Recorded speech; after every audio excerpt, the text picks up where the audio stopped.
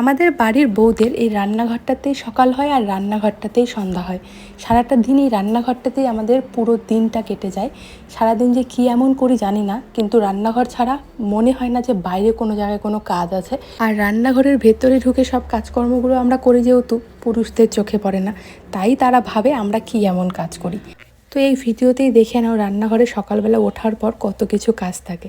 ওভেনটা ক্লিন করে যা বাসনপত্র ছিল বেসিনে সেগুলো মাজতে লেগে পড়েছি। বাসনগুলো মাজছিলাম আর এদিকে শালিক পাখি এসে পড়েছে, কারণ রোজ আমি যখন বাসি কাজকর্ম করি ওরা তখন আসবে, ওদেরকে খেতে দিতে হবে। বাসনগুলো মেজে বাসনগুলোকে আমি সুন্দরভাবে এদিকে জল ঝরাতে দিয়ে দিলাম। তারপরে যে চলে এসেছি পাখিগুলোকে খেতে দেবো জন্য। তো আজকে পাখিগুলোকে এখানটায় ঝুড়ি দিয়ে দিচ্ছি। এক এক দিন এক এক রকম কিছু দেই। কোনো দিন বিস্কিট দেই, কোনো দিন ঝুড়ি দেই, কোনো দিন চানাচুর দেই। মুড়ি ওরা খেতে চায় না, চিড়ে ওরা খায় না, ওদের শুধু টেস্টি টেস্টি জিনিস লাগবে। তারপরে যে ওদেরকে খেতে দিয়ে রান্নাঘরটা ঝাড় দিতে চলে এসেছি।